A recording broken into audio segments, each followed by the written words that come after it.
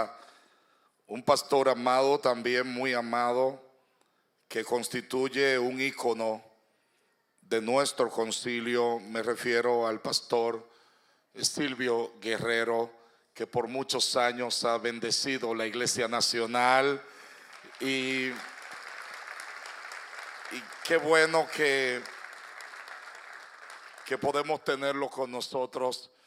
Y recuerdo una anécdota, hace unos añitos ya, ha llovido un poquito, cuando los pastores Josué y Aracelis eran pastores de jóvenes de la Iglesia de Jerusalén Primera.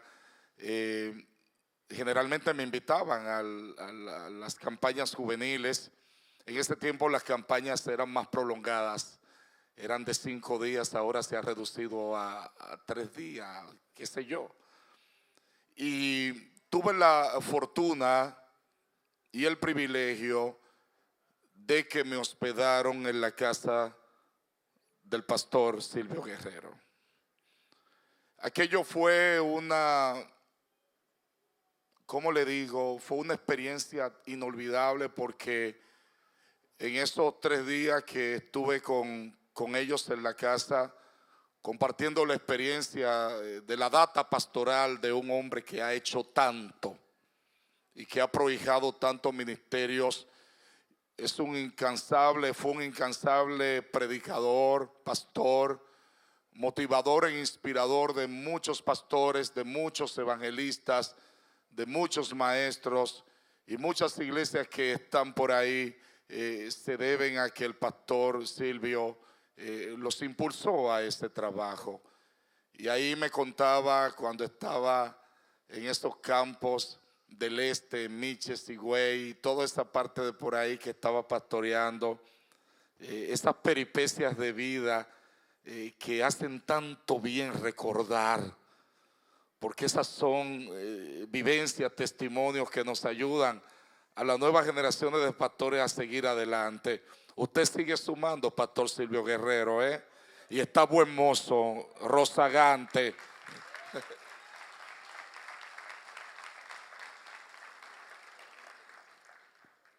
Así que vamos a tomar una porción de la palabra del Señor. Acompáñenme para enmarcar tanto la temática pasada, ¿por qué Jesús? Y ahora en esta segunda fase, ¿por qué la cruz? Primera de Pedro, en su capítulo 3.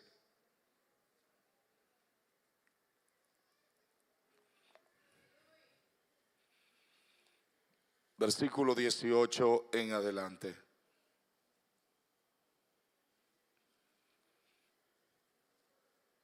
Si tiene un amigo a su lado, por favor, préstele la Biblia para que lea con usted.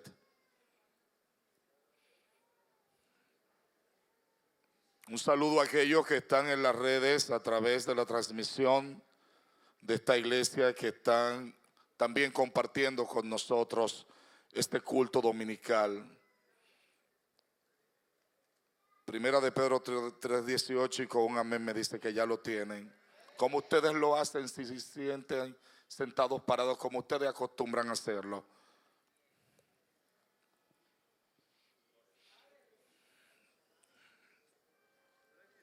(3:18), por favor, de Primera de Pedro.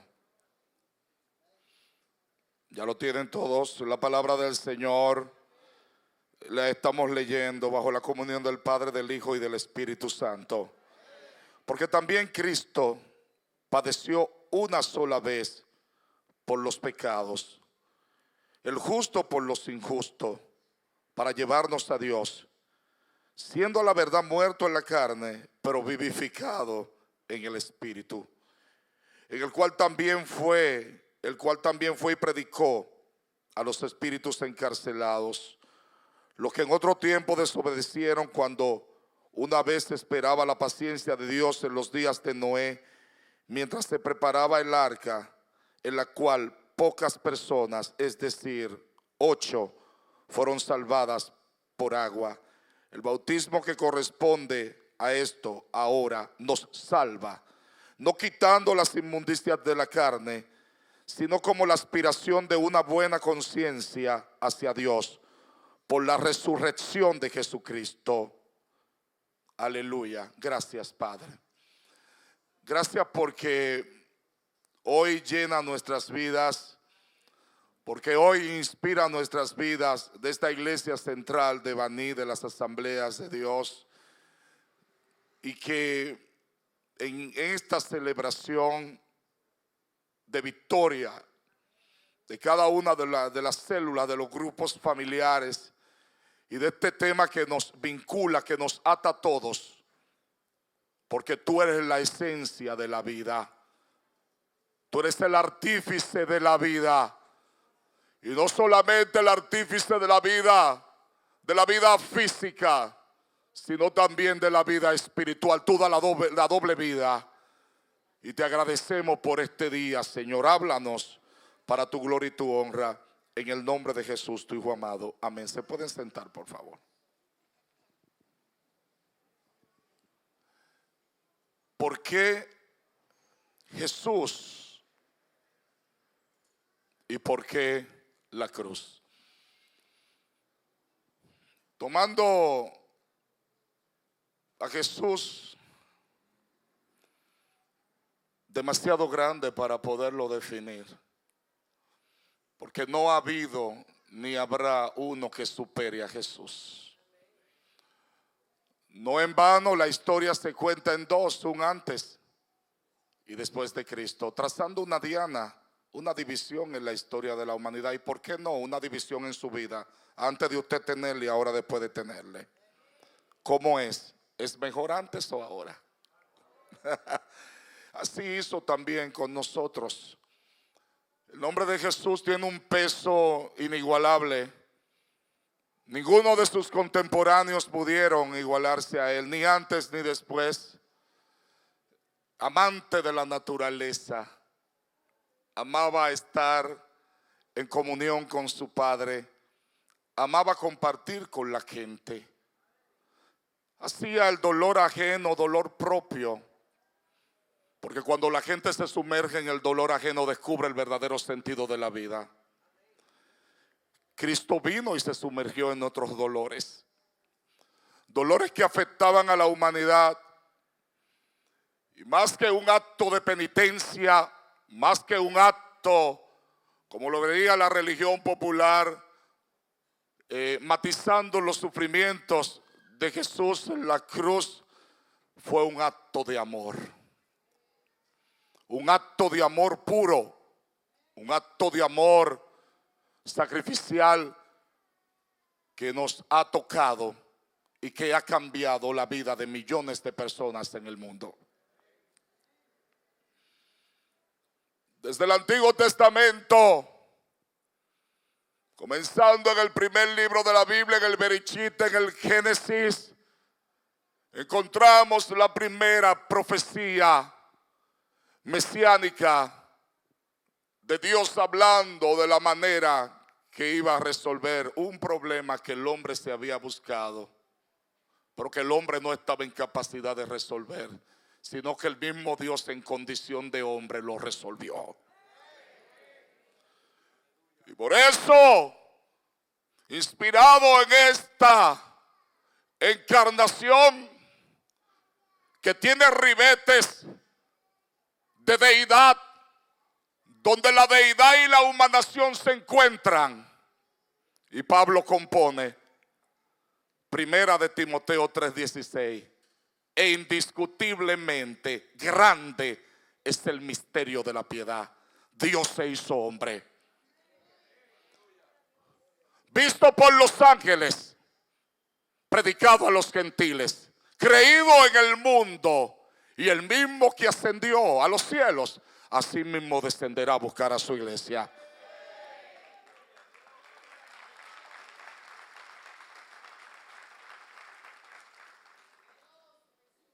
Como ustedes comprenderán, analizando cada sombra y cada tipo, cada figura del Antiguo Testamento, todo alude a Cristo, todo habla de Cristo, todo respira a Cristo, todo vive a Cristo.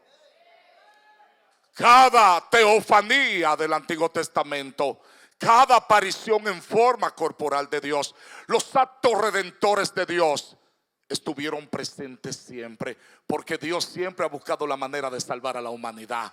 Siempre ha buscado la manera de llamar al hombre y a la mujer que retomen el camino correcto. Lamentablemente, por una equivocada decisión en el huerto del Edén, y ahí está el porqué de Jesús y por qué Dios se hace más próximo y más cercano a la raza humana. Dios toma la iniciativa de un problema que el hombre buscó, pero que no podía resolver, y voy a ser en eso muy asertivo, muy convincente. El hombre se busca los problemas que él no puede resolver. Y en un diálogo, en la primera revelación que recibe el aristócrata profeta Isaías, inaugurando su ministerio profético, cuando el rey Uzías muere, ahí comienza el ministerio profético del aristócrata Isaías, porque era pariente de la familia real y conocía de derecho internacional. Por eso vemos en Isaías, en el libro de Isaías, a Isaías dándole consejo a Jotán de que no hiciera alianza con los sirios ni con los egipcios. Tenía conocimiento cabal de las relaciones internacionales y tenía la visión profética para guiar a un pueblo.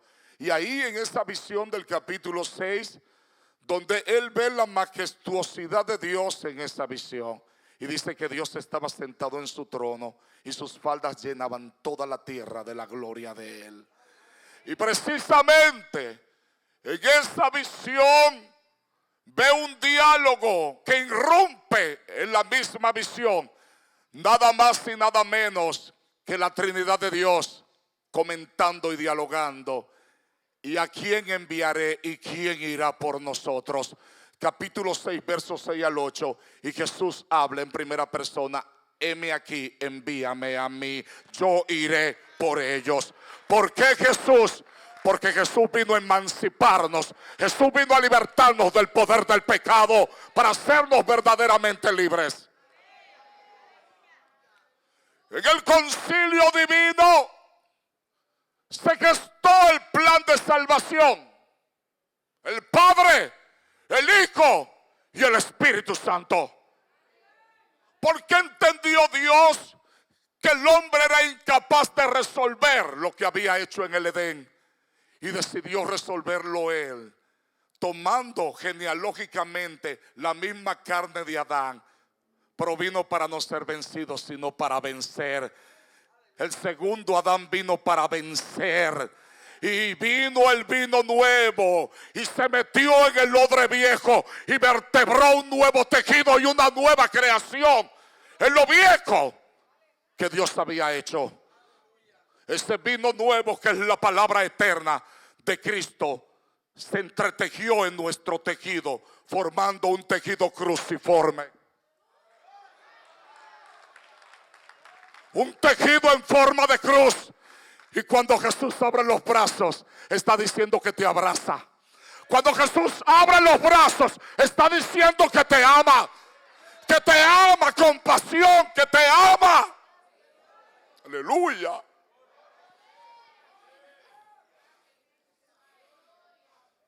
Porque tenemos este tesoro, como dice Pablo en 2 de Corintios 4, en vasos de barro. El barro se mezcla con lo divino. Oye, qué misterio. Y nos enseña la humillación y la dependencia a Dios. Como ustedes comprenderán, entonces, tomando las referencias bíblicas que he citado, el por qué Jesús, vemos que fue un plan orquestado en el concilio divino para resolver algo que el hombre no podía resolver. Pero si vamos al Nuevo Testamento, vamos a encontrar asidero, confirmación Y nos encontramos en la revelación apocalíptica del capítulo 5. Ahí hay una contestación a lo que sucedió en Isaías capítulo 6, cuando Jesús dijo: yo iré. Pero también Isaías contiene una declaración velada, pero también una declaración explícita de lo que Dios había decidido en el concilio divino. El capítulo 48, verso 16, Jesús hablando en primera persona, dice: cuando eso se hizo, yo estaba allí. A Dios nadie se le adelanta. Dios está primero que tu problema. Dios se antepone a tu problema, a lo que te amenaza. Dios se antepone a lo que te quiere hacer daño. Antes de que el problema se inventara, Dios estaba primero. Dice desde el principio: no hablé en secreto. Cuando eso se hizo, yo estaba allí.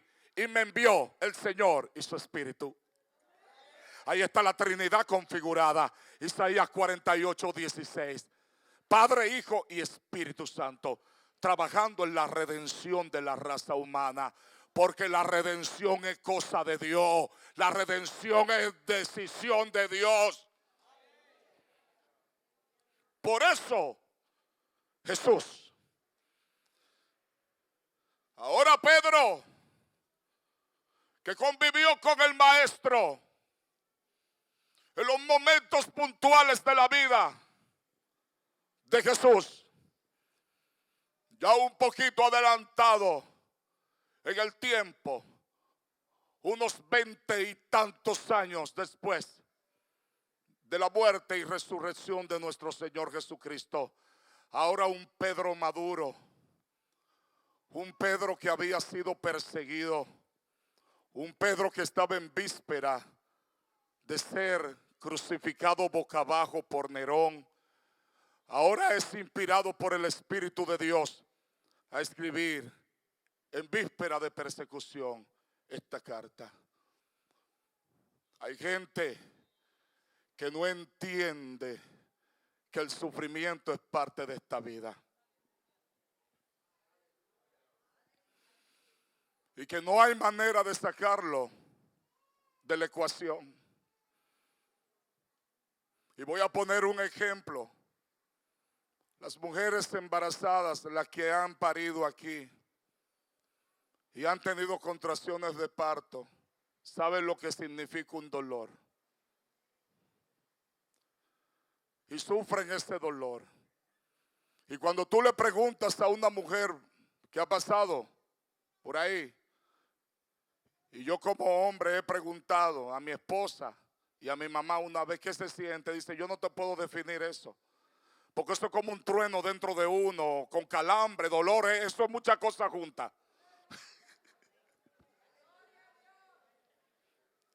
Solamente las mujeres saben lo que pasa en ellas, lo que sienten. Pero cuando le ponen el muchachito y la muchachita en el regazo, se fue el dolor.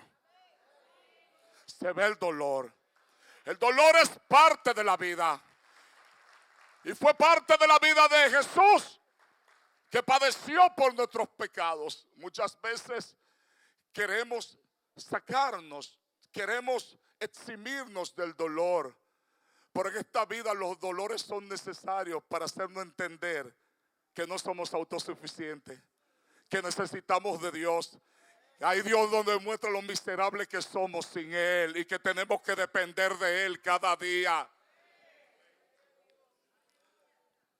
Hablando del dolor y de cosas que han pasado recientemente, que han acaparado la palestra pública de este país, como el colapso del techo de la discoteca Jet Set. Recuerdo que un periodista, un influencer,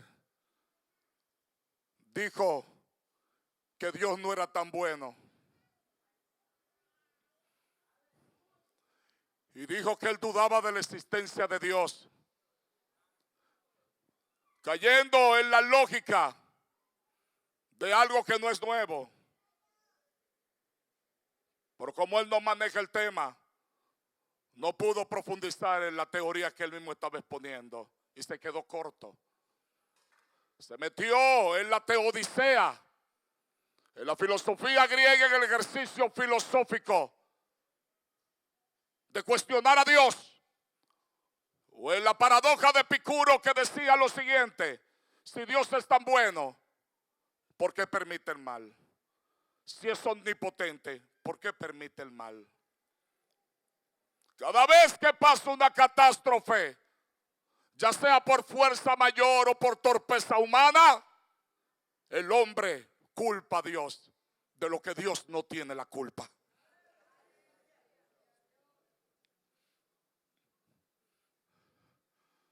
Y me pregunto, ¿cuántas veces cayó la arenilla del techo? Se cuentan por años, hay videos por ahí que tienen años y el agua cayendo del techo. Y tapaban las filtraciones con plafones, con impermeabilizantes, pero como quiera, el agua de tiempo en tiempo caía. Muchos años sucediendo eso. ¿Fue Dios el negligente? ¿Por qué queremos echarle la culpa a Dios de lo que nosotros tenemos la culpa? El ser humano tiene este juego desde el Edén. Dios llama a Adán, que está oculto. No lo llama porque no sabe dónde está, lo llama para que responda.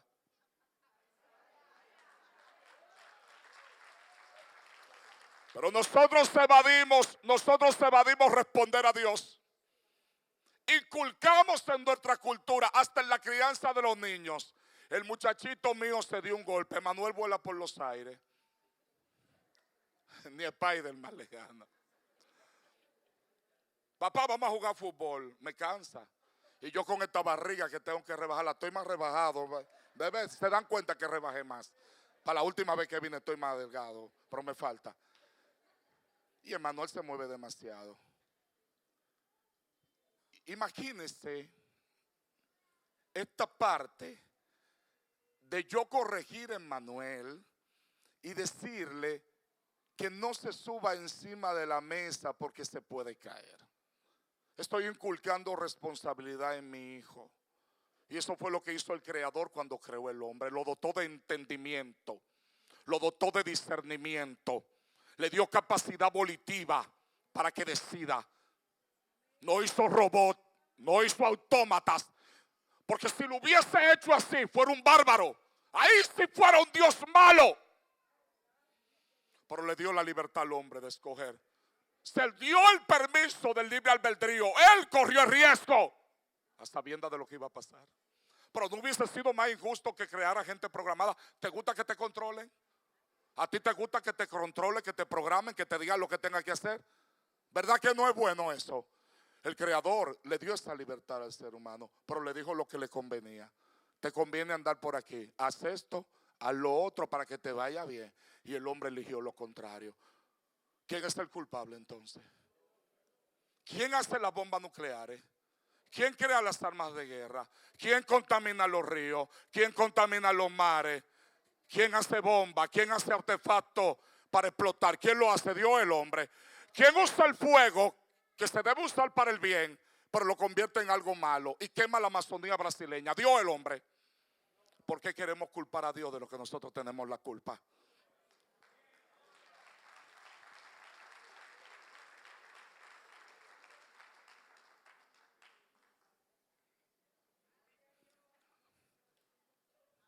Porque Jesús es la expresión de aquel Dios que se veía temible, vengativo, como los veían los judíos, pero que Cristo quiso cambiarle a la mente a esa gente y decirle: no es como ustedes lo pintan, lo malos son ustedes. Y trae a Dios con él. Y por eso le dice a Felipe: ha visto al Padre, porque tú me has visto a mí, porque yo soy el Padre y el Padre es mí. Cristo vino a potenciar el amor de Dios y hacerlo conocible a través de su humanación, porque un fantasma no puede ser crucificado. Un espíritu no puede ser crucificado. Cristo fue crucificado en carne y vivificado en el espíritu. La idea de Pedro aquí, porque también Cristo padeció. Hay una iglesia que dice pare de sufrir por ahí.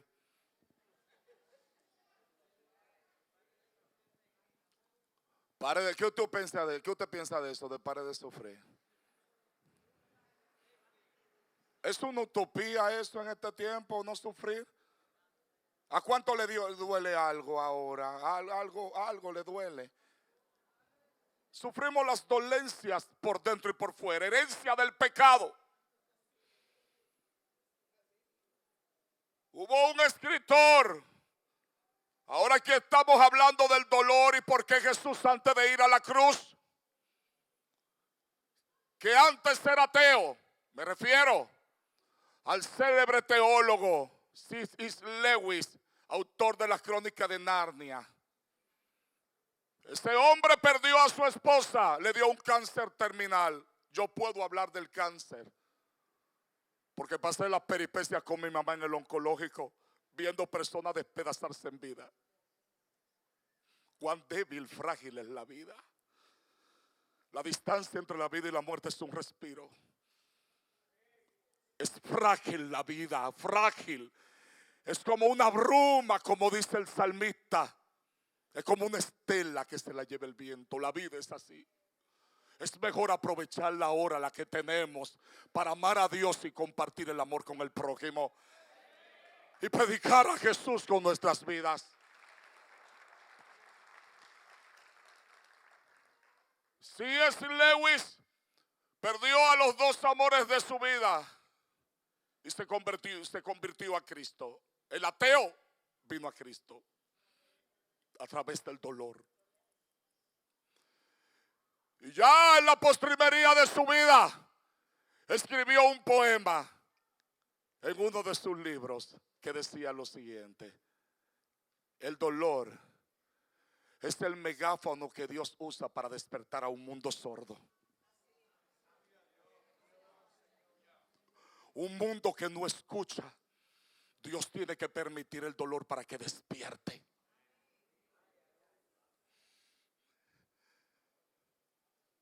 Hoy Jesús está llamando a la gente. Está dando avisos. Tiene mucho tiempo llamando a la raza humana,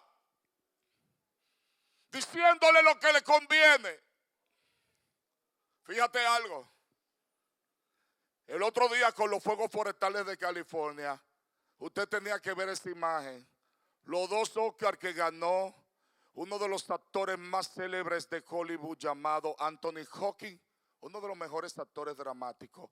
Los dos Oscar que ganó derretidos en la casa. La casa se le quemó entera.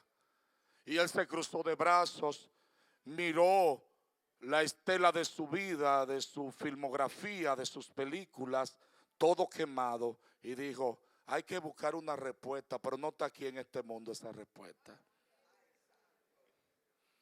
Ahí no valió el dinero, ahí no valió el nombre, porque cuando llega la muerte, el poder, el nombre no detiene la muerte.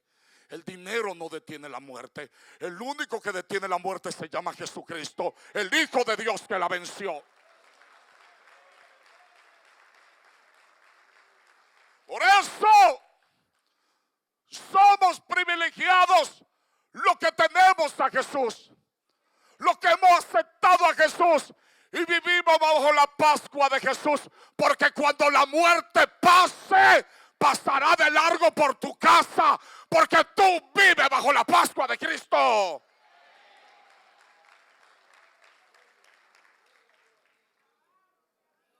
Dice que Él se entregó justo por los injustos. Habitó en carne de pecado, pero no cometió pecado.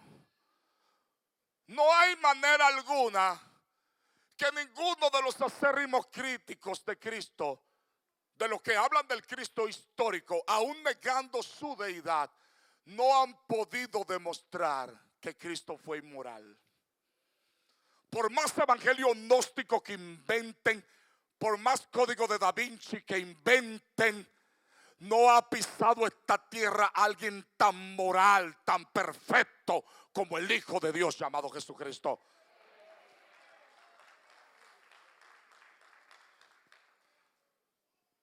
Él nos trazó un lineamiento de vida, un ejemplo de vida. Y muchas veces solamente predicamos vida después de la muerte. Perfecto. Es el plan escatológico. Esta vida es corta. Me interesa la otra.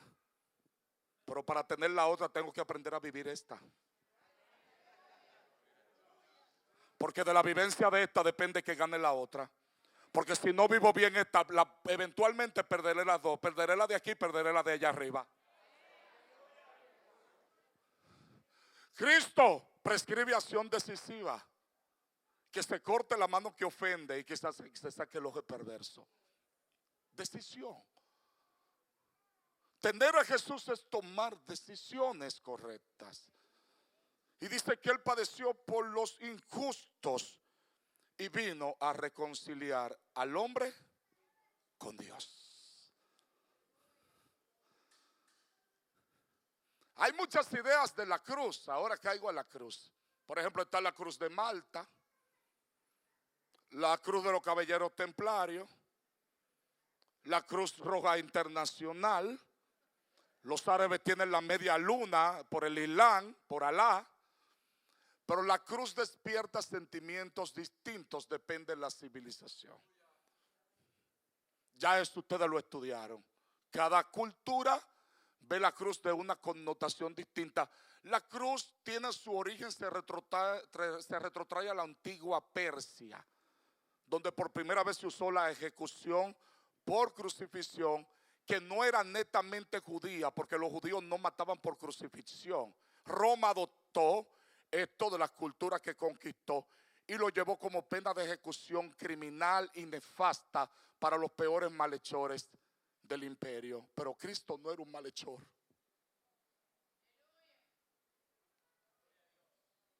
Demasiado bueno. Y parece paradójico que este mundo condena lo justo y absuelve a lo injusto. Todavía hoy. Aplaude lo malo, y entierra lo bueno. Hoy todavía pasa eso. Se le ha querido poner un barniz al pecado. Se ha redefinido el pecado. Hay una iglesia en Estados Unidos que no se puede hablar de pecado, no se puede reprender al diablo ni hablar de arrepentimiento. Todo por suavizar el lenguaje. Porque la gente vive bajo un positivismo. Ya no tenemos predicadores, tenemos coaching. La gente quiere una terapia de coaching en la iglesia y quiere positivismo. Pero el evangelio no es positivismo. El evangelio te abofetea, te hiere, te opera, te saca.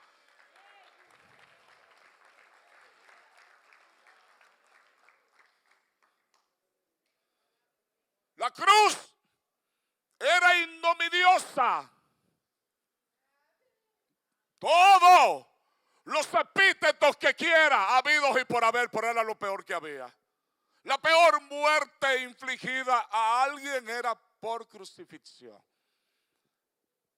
Y en un juicio ilegal, seccionando en horas de la medianoche, que estaba prohibido para el Sanedrín, se reunieron para juzgar a Cristo. Porque el fin era quitarlo del medio. Porque él constituyó una amenaza para el judaísmo, el establishment del judaísmo y para Roma. Vamos a quitarlo del medio. Y en un contubernio, en una complicidad entre los romanos y los líderes judíos, dijeron: vamos a matarlo. Pero usted tenía que cumplir el plan de Dios. Aquí escrito. Porque Dios vino a salvar, Dios vino a salvar, Dios vino a salvar y lo hizo por amor. Por amor lo hizo. Este pasaje tiene ingredientes interesantes de Pedro. Dice que murió en la carne, pero fue vivificado en el espíritu. Fíjate bien, la misma suerte que corrió Cristo, la correrá la iglesia. Cristo murió y resucitó. La iglesia también será levantada y resucitará. Y todos aquellos que aman el nombre de Jesús. Cuando estamos hablando de cruz, Estamos hablando del camino decisivo, ineludible del discípulo de Cristo. No hay cristianismo sin cruz. La cruz está presente en la himnología de los himnos del himnario que cantamos, pero como no se están cantando tanto, yo oí al pastor que habló de ello, pero no se están cantando casi. Porque estos himnos hieren la vida de uno, como que lo ponen a pensar, porque son himnos de vida, himnos imbuidos de Espíritu Santo, de palabra, de Biblia, de los reformadores protestantes, que tomaron la cruz no como un estandarte de idolatría, porque lo importante no es la cruz, fue quien hizo algo en esa cruz por cada uno de nosotros. La cruz constituía, según lo que se decía en el tiempo en que Marco Tulio Cicerón le preparaba los discursos al César, y él decía: de solamente los romanos escuchar el término cruz volteaban la cara, porque era la pena peor, lo peor que había. Ni siquiera miraban al crucificado, volteaban la cara por una pena tan fuerte como esa. Y Cristo murió en una cruz, sin ningún cargo imputable. Porque aquí se da una transferencia, y es lo que Dios quiere que entendamos hoy. ¿Cuál es la transferencia? Heredamos el pecado original, ¿verdad? El pecado que nos desvinculó de Dios, por cuanto todos pecaron, todos están destituidos de la gloria de Dios. Cristo vino en calidad del segundo Adán para hacer todo lo contrario. El primero desobedeció, el segundo obedeció. Esa es la diferencia. El primero fue tentado en el Edén paradisíaco con toda la fruta. Cristo fue tentado en Judea, del desierto de Judea, sin nada de comer, con culebra y alacranes. No tenía nada de comer ni de beber. El escenario de Cristo fue aún más difícil, porque Adán tenía otras cosas que comer, pero Cristo no tenía nada que comer. Y por medio de la obediencia, voluntariamente decidió someterse al Padre. Dice: yo tomo mi vida y la doy cuando yo quiera. Juan capítulo 10. Él mismo dispuso de su vida, la entregó porque Él quiso. Esta pena capital para sus discípulos en prima facie constituyó una derrota. ¿Qué pasó con todos ellos? ¿Se fueron? ¿Creyeron en la promesa?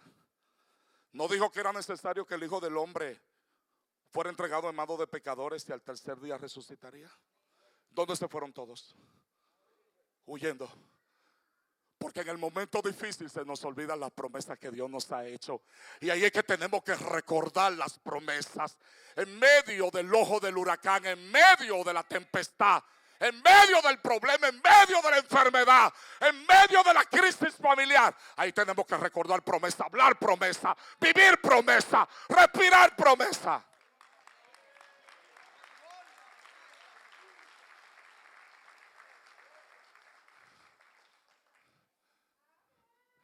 Ay, qué linda. Dice que todos se fueron. No creyeron. Y es fácil ver a su maestro colgado en un madero de maldición y considerar esto una victoria. ¿Usted lo hubiese pensado? No podemos juzgar a los discípulos. Tal vez no hubiésemos desalentado, Pastor Josué. Nos habríamos ido si hubiésemos vivido en este tiempo. Y es fácil ver a Jesús colgado, al que hizo milagro, caminó sobre el mar, levantó a muertos, levantó a Lázaro, alimentó multitudes, y verlo colgado de un madero de maldición y decir que es una victoria. Eso es una victoria.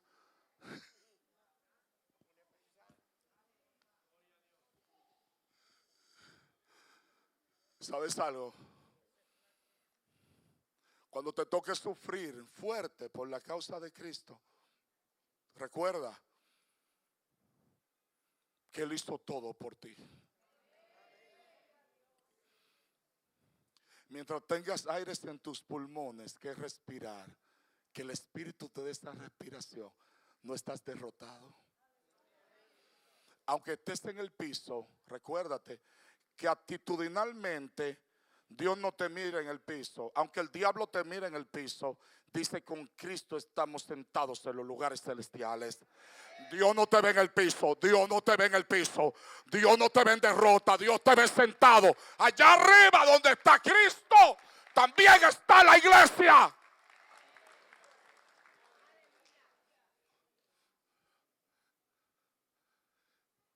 Sufrió, nos dejó un ejemplo de vida. No vino solamente a enseñarnos a morir, vino a enseñarnos a vivir. Porque hay gente que tiene vida pero no viven.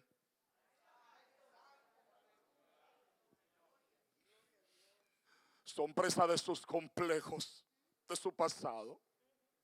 Y aunque no se puede vivir sin un pasado, porque nadie puede vivir sin historia. ¿Cómo cantarán los redimidos de Jehová si no recuerdan de dónde los salvó? Porque no se puede vivir sin un pasado, no se puede vivir sin historia. Pero no permita que este pasado te amargue. Recuerda que en cada tramo de tu vida te iban a matar y Cristo te salvó, Cristo te libró.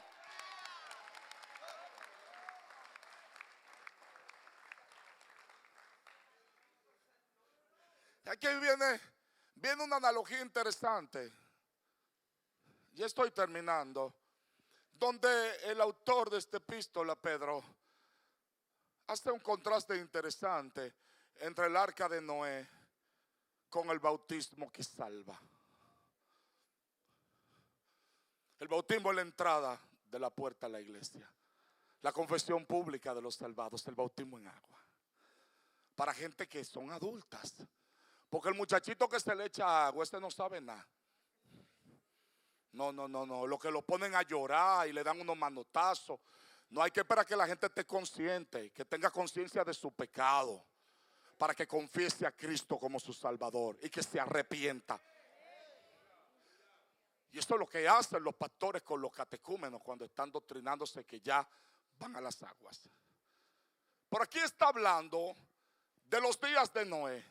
Dice, y él reitera, solamente se salvaron unos pocos. Y dice el número 8. Pero mi pregunta fue, ¿a quién fue el llamado?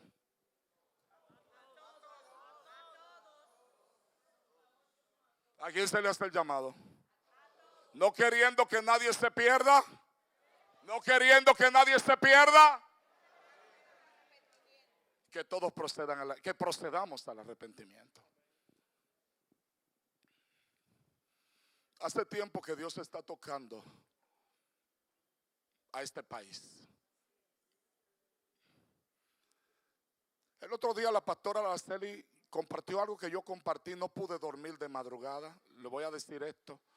No acostumbro a decir mis experiencias porque no me gusta que entiendan o que la gente vaya a interpretar que yo tengo más revelación, que me creo. Pero hay veces que Dios me quita el sueño. Entonces yo reprendo al diablo, y si el sueño sigue que no puedo conciliarlo, no el diablo, es Dios que no quiere que yo duerma. Sí, porque así yo reprendo. Porque a veces hay malicia, usted me está entendiendo, hay malicia.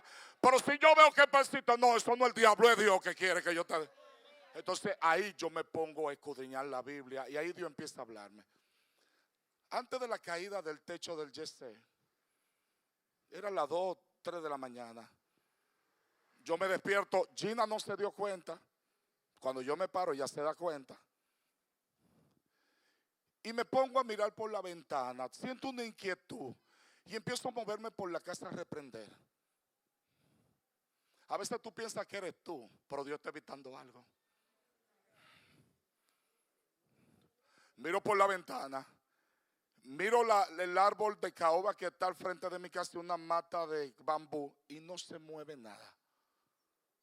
Sentí una calma tan inquietante que me dio un poquito de pánico cuando veo eso. Y ahí empecé a orar y a reprender y digo, Dios mío, ¿qué está pasando? Y oí esa voz que me dijo, el peligro, la amenaza está al acecho. Y así mismo lo escribí de madrugada. Puse el muro de Jerusalén de madrugada, de noche, busqué una foto Y digo, el peligro está al acecho. Dios está despertando a los verdaderos profetas de este tiempo. Los profetas que van a abrir una célula en su casa y que van a acoger a los amigos son profetas en este tiempo. Dios está poniendo sensibilidad en su iglesia. ¿Sabes por qué? Porque hay necesidad en esta nación. La gente está sensible. Hay que salir a buscar ahora. Aprovechar ahora que están sensibles, que están pensando. Aleluya.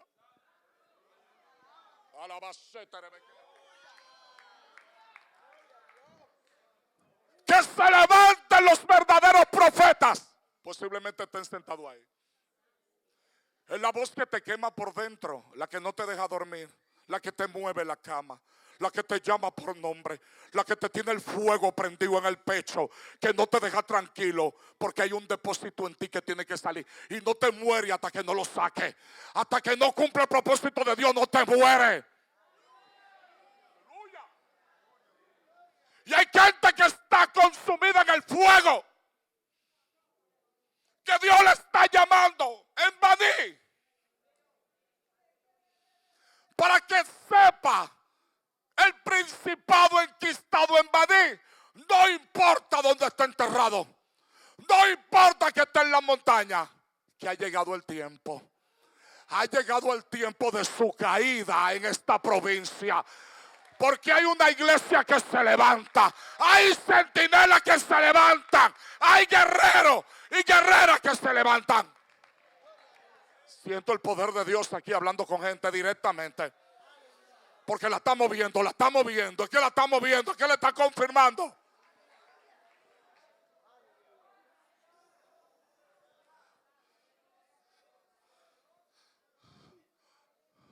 Y oye algo. No soy profeta ni hijo de profeta. Pero el peligro no se ha ido todavía. ¿Y sabe por qué Dios está poniendo el sentir de que el pueblo se levante? Porque la intercesión del pueblo puede evitar el peligro. La función de la atalaya es subirse en el muro. La función de la atalaya es colocarse en la brecha. Para evitar que el enemigo entre por la brecha. Él se pone, se coloca en la brecha. No es mirar, es estar donde antes mirábamos. No es ser observadores, es entrar en la arena de la batalla. Porque tú sabes la guerra que están librando. La buena noticia es que Cristo, a través de su muerte en la cruz, exhibió públicamente a los principados y a las potestades, triunfando sobre ellos en la cruz. Los humilló. En otras palabras, en el original griego, dice Pablo, Cristo lo amarró y lo llevó en el carruaje triunfal, amarrado todos detrás como trofeo de la victoria que había obtenido. Porque nadie detiene a Cristo. Cristo derrota al diablo, derrota a principados, derrota a potestades. No hay nadie que pueda con Cristo. Tarabasén es el nombre que es sobre todo nombre. Hay una gloria que está cayendo aquí grande, hermano. Una presencia grande que se está moviendo aquí.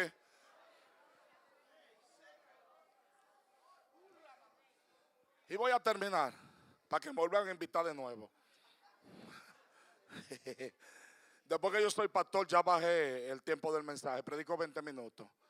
Allí en el Kennedy dice que usted predica tan corto. Antes, como cuando usted era evangelista, predicaba más largo. Yo te lo dijiste muy bien antes. Ya no. Por último, en una ocasión, Nerón desató una persecución en Roma. ¿Lo escucharon ustedes? Tomó a los cristianos, hombres, mujeres y niños, lo untó de brea, literalmente de brea, que parecido a un betún de petróleo, y los quemó vivos a esos cristianos. Para los que dicen que están sufriendo.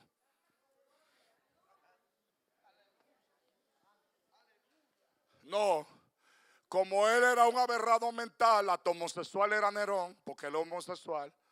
Lo último que hizo ese ser nefasto fue que se casó vestida de novia con otro hombre. Por eso la iglesia del primer siglo, la iglesia apocalíptica del capítulo 13, veía al anticristo como el Nerón redivivus. Ellos pensaban eso. Porque ellos decían, si viene alguien peor que este hombre, es él mismo que vendrá. Una pareja logró escapar viva con su niño de 5 años. Y no quiere usted verse perseguido por su vida. Por instinto de conservación humana, si explota algo, usted se tira al piso. ¿Me equivoco? Si le tiran algo, ¿qué usted hace? Es el instinto de conservación humana. Porque el cuerpo se acelera con el cortisol y está buscando, ¿qué es lo que está buscando la gente? Protección, ¿verdad? Agarraron esta pareja con el niño. El fin era que esta pareja negara a Jesús, maldijera a Jesús. Inmediatamente maldecía a Jesús, Nerón le devolvía los bienes confiscados. Porque él confiscó los bienes de los cristianos, todo lo cogió para él. Agarraron a la pareja joven y al niño de 5 años, que era el único hijo que tenía esa pareja. En el Coliseo de Roma, ese que ustedes ven que la gente se tira fotos. Van a turistear y se tiran fotos, pero no conocen la historia de este Coliseo. Yo no me tiro una foto ahí adentro. Que se la tire el que quiera, yo no me tiro una foto ahí. Porque me acuerdo de las víctimas que murieron ahí inocentemente. Bueno, Nerón le dice, maldigan a Jesús y todo lo que ustedes enseñan, y yo lo dejo vivo y le devuelvo su bien. La pareja no quiso temperar y dijo que no iba a negar a Jesús. Es cuesta arriba. Después que Jesús ha hecho tanto por uno, que uno lo niegue.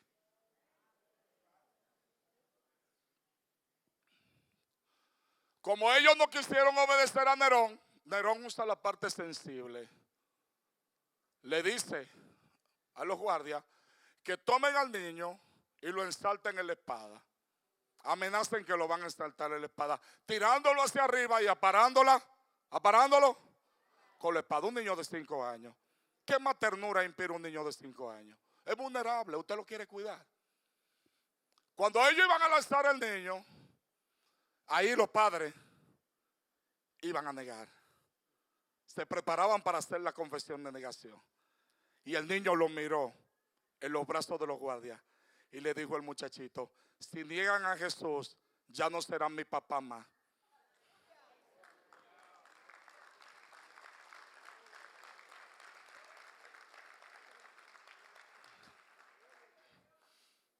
Ama a Jesús, corre tras Jesús, abrázate a Él.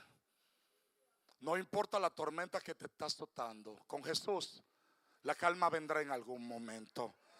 No lo sueltes, es tiempo de buscar a Dios ahora, más que nunca. Ámalo intensamente y entiende que la espera, los dolores momentáneos de esta vida te hacen mejor. Porque no hay guerreros sin cicatrices. ¿Has sufrido mucho? Hay algunas personas aquí que pueden tener un expertise en la universidad de la vida, del sufrimiento. ¿Y cómo contarás una historia para edificar a otra persona si tú no has sufrido? ¿Quién podrá hablar de milagros si no tuvo una enfermedad? ¿Qué cantante podrá cantar y edificar las almas si esa canción no lo mató primeramente a él o a ella? ¿Qué predicador podrá predicar si la predicación no es su vida? Respira, levántate, lucha, sabiendo que tú no estás solo ni sola. Y oye bien, la palabra que leyó el joven ahorita, el cantante, cuando iba a comenzar. Romanos 8, del 29 en adelante. Hablando de la predestinación en Cristo. Predestinación en Cristo. Y el que se sube en esa barca se salva en Cristo.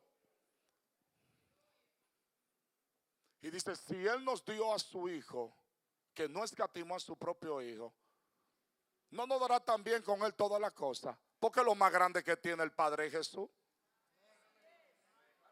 No hay algo más grande y nos dio lo más grande. Hay hermanos que dicen, yo no soporto a este hermano, pero Dios te soporta a ti.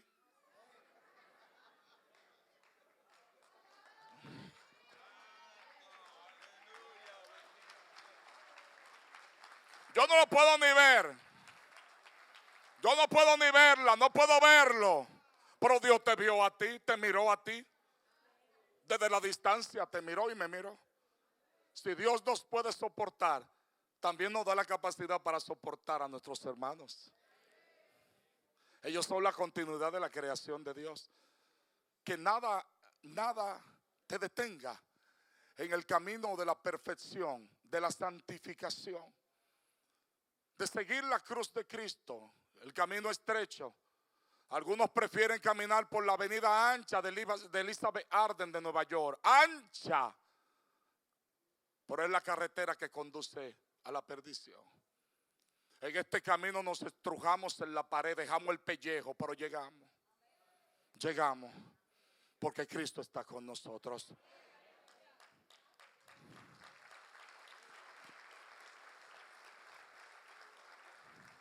No hay nada en este mundo, ni en los cielos, ni debajo de la tierra, ni en los mares, ni en todos los abismos, que nos separe del amor de Cristo. Y antepone, ante todas las peripecias y enfermedades, necesidades humanas, persecución, hambre, espada, peligro. Dice la palabra siguiente, el griego uper, son más que vencedor. ¿Por medio de quién? ¿Por medio de quién? Por medio de Jesús, de aquel que nos amó. ¿Por qué dice la palabra más que vencedores? ¿Por qué Pablo no se conforma con decir vencedores? El término original griego quiere decir lo siguiente: es que una persona favorita, que tenga los medios atléticos, que tenga el expertise, por ejemplo, como la corredora Marilady, ahora está arrasando con todo. ¿Quién dice que Marilady no va a ganar una carrera ahora? Es favorita en todo lo que participe. Pero si viene una corredora que está rankeada en el último lugar del mundo, nadie dice que será favorita. A ti, a mí nos descartan, nos catalogan como muertos, nos dicen que no somos nada, nos estrujan en la cara. Porque servimos a Cristo, que estamos perdiendo el tiempo, como le dicen a muchos jóvenes. Aprovecha tu vida. Y no saben que ignorantemente están diciendo algo que ellos no saben, porque la vida se aprovecha en Cristo.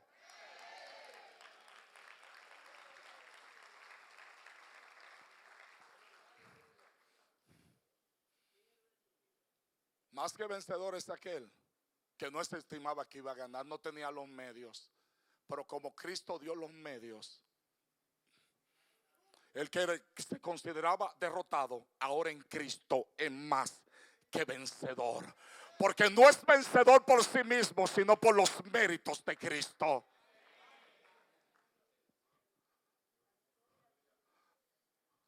Hagamos de esta predicación de la cruz y Jesús un ejercicio profético en cada casa. Anímese a la visión de sus pastores. Y el que no está motivado a abrir su casa, que le diga a los pastores: tengo una marquesina que la voy a habilitar para invitar a mis vecinos. Y que todo maní se preñe en cada esquina, en cada sector, se preñe de células de bendición y de esperanza para esta comunidad. Que el imperio del diablo tiemble en Baní. Que los cimientos espirituales de Baní sean removidos desde la gobernación hasta los ayuntamientos. Y digan: ¿qué está pasando? Que la iglesia de Baní se levantó.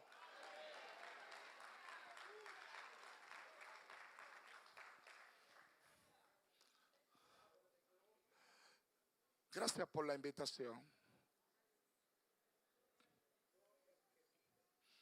No dejen de amarse nunca. ámense. El amor cubrirá multitud de faltas. Ámese. Haga el bien, aunque a usted le hagan el mal. No lo abraza a alguien, devuélvase, abrácelo usted. Que el amor de usted puede más que el odio que esa persona tenga.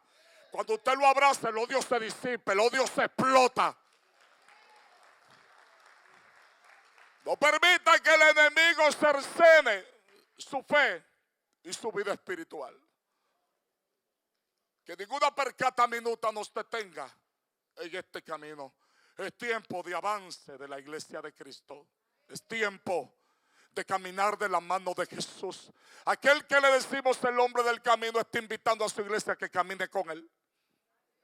Está invitando a su iglesia a que sea un testimonio profético en la calle, con la mujer soltera, con los niños y adolescentes de la calle que cada día están más marginados, con gente que está en estado de depresión mayor, que están al borde de quitarse la vida y que al parecer no hay ningún antídoto psicológico ni psiquiátrico que pueda impedirlo, porque hay causas que subyacen en el ser humano que una medicina no lo cura, pero Cristo sí lo cura.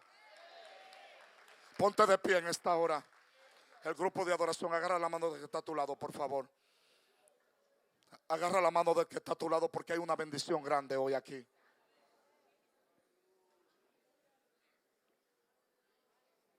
Hay una bendición grande. Tú abrazaste a tu hermano hoy, lo viste, le diste un abrazo, sí, le diste un abrazo. Tú no sabes si ese hermano está necesitado de un abrazo hoy. Acércate, ve y dale un abrazo. Y dile, yo estoy contigo aquí. Estoy contigo. Mi hombre está a tu servicio. Mi hombre está a su servicio. Si tú quieres llorar en mi hombro, yo te lo presto. Aleluya. Lo único que quiero adorar.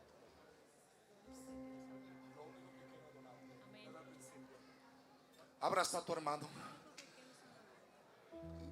Recibe consolación en esta hora. Aleluya.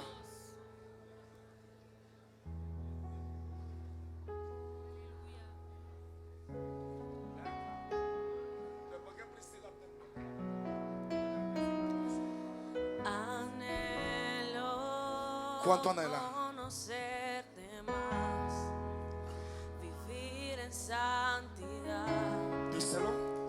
en intimidad,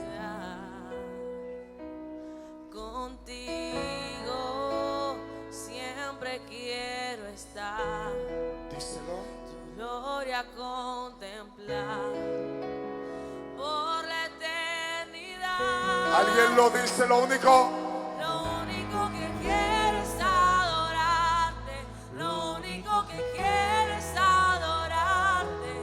Vengo a tus pies para entregar mi corazón. Dilo. Lo único que quiero es agradarte, lo único que quiero es agradarte. Por siempre cantaré de tu amor. ¿Qué hizo ese amor por ti? Amor ¿Qué hizo Jesús? que me rescató.